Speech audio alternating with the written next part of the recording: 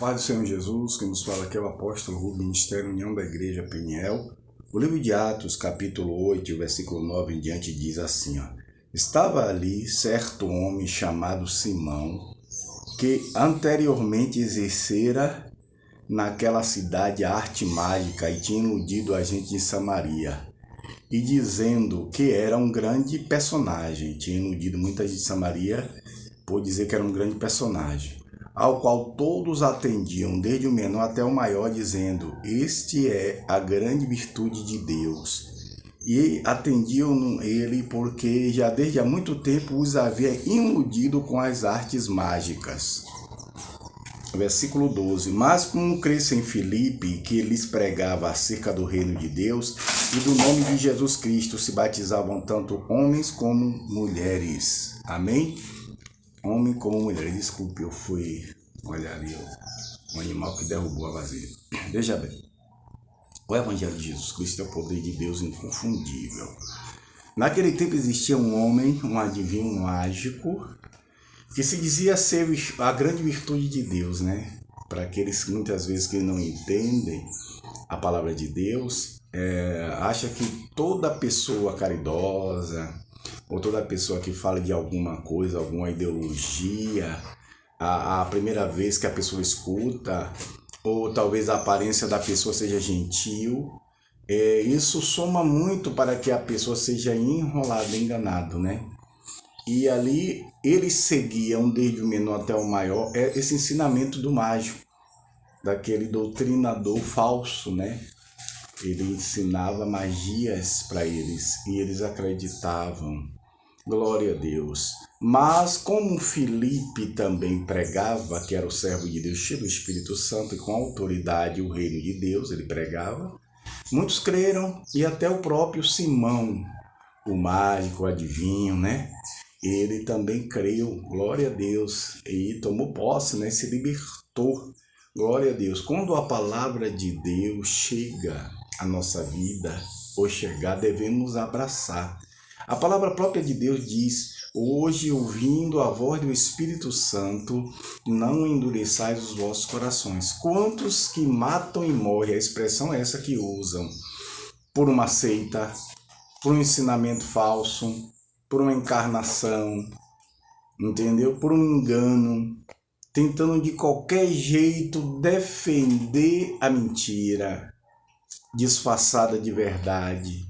Porque a palavra de Deus não é um versículo escuso, distante, que alguém tenta interpretar do seu próprio jeito para confundir ou levar as pessoas ao engano, ao engodo e amarrá-las, entendeu? Sobre o poder do diabo.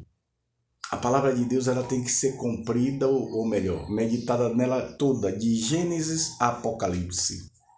E a palavra de Deus não é um livro de particular interpretação para que alguém diga, eu sou de Paulo, outro eu sou de Apolo, mesmo porque isso acontecia entre eles, entendeu? Isso já acontecia entre eles, né? Essa divisão, né?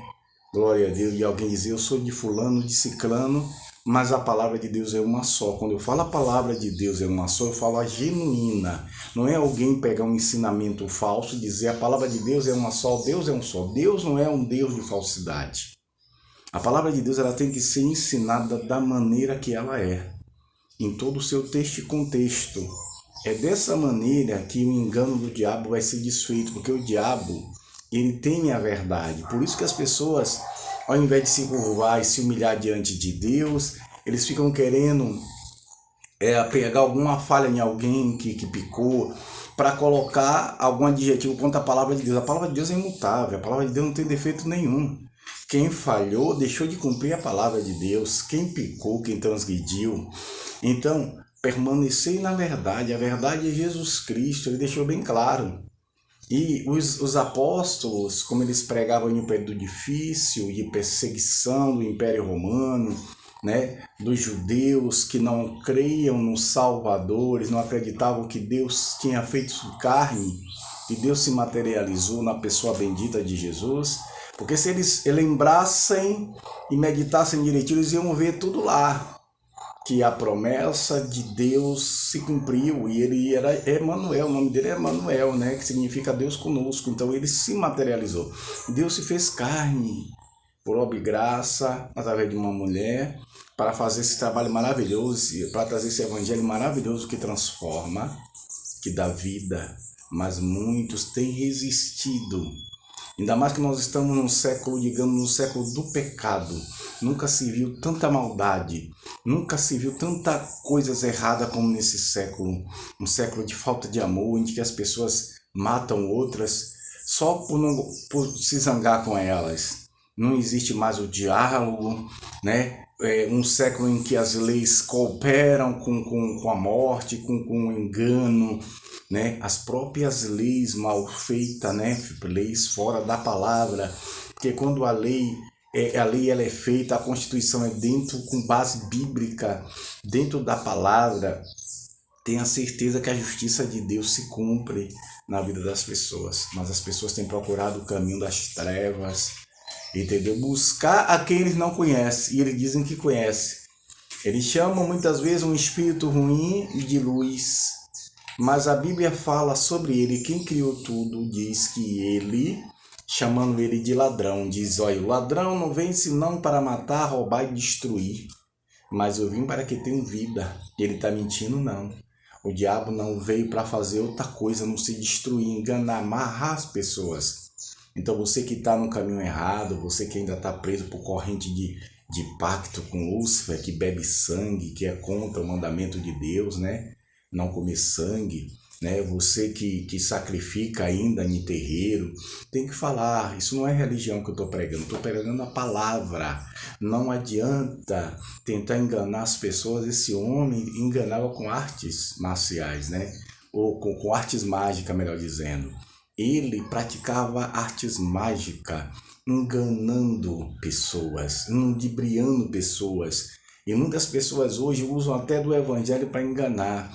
Mas com certeza o evangelho que eles pregam não transforma, não perdoa. É um evangelho fraco. É como esses que se vendem e começam a ir no caminho do Senhor e de repente procura outro caminho, fora do caminho de Jesus, se corrompe e ainda volta e fala mal. É como um cachorro.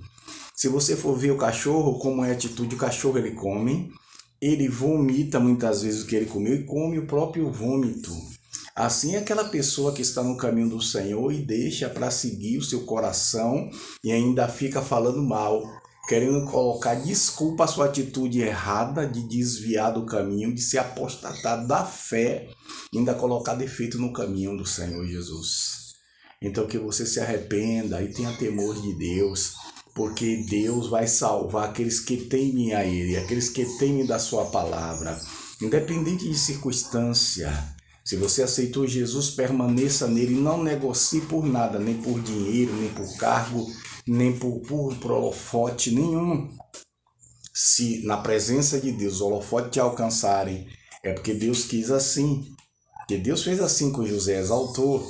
Mas se para poder você ter holofote de mídia e das trevas, você tem que, aleluia, glória a Deus, deixar Jesus, mudar sua identidade, então você está completamente errado, enganado, está sobre o poder de Lúcifer, ou melhor, voltou a estar, é como um cão, né? Porque é assim o que acontece com os desviados. Eles vomitam e comem o que comeu, o que degustou, né? O que vomitou, o que ele botou para fora. Essa é a verdade. Então que nós venhamos praticar a palavra de Deus e permanecer nela, entendeu? Deixar de ser iracundo, invejoso, exaltado, entendeu? Viver uma vida de santidade diante de Deus. Ninguém é perfeito, porém em Cristo somos santificados. É Ele que nos dá a condição de nós permanecermos firmes e separados das corrupções que existem no mundo. Então arrependei-vos e credes no Evangelho. Saia dessas práticas que você está praticando, seja você quem for, seja você desde um sacerdote das trevas a um grau até maior, né, na feitiçaria. Abra seu coração para Jesus, aonde você estiver aí recolhido. fazendo um pacto, Jesus pode te libertar. Seja qual for a prisão, peça a Ele para te ajudar onde você está, onde estiver. E tenha certeza que a presença dEle vai fluir. Ele vai te libertar das algemas espirituais, do engano, do engodo, da enrolação. E você viverá novidade de vida no nome do Senhor Jesus. Arrependei-vos e credes no Evangelho. Esse é o Evangelho que liberta, é o Evangelho que não se contamina com as coisas deste mundo, né? Glória a Deus. Eu não estou falando de apagar as amizades, não, mas permanecer na luz é trazer aquelas amizades para a luz, não deixar que aquelas amizades influenciem para o mal. Isso é Evangelho. É que essa palavra que nos enche, que nos encheu, que nos salva e nos salvou, que vai nos levar à eternidade. Aleluia, que essa palavra ela seja pregoada e vivida e praticada de maneira que alcance os corações que estão perdidos e desesperados. Que Deus abençoe grandemente, que cada um tome uma posição diante do Senhor e fique de pé, porque é dessa maneira que o Senhor vai te dar vitória ou te conduzir à salvação. Paz do Senhor Jesus, ou seja, Shalom Adonai.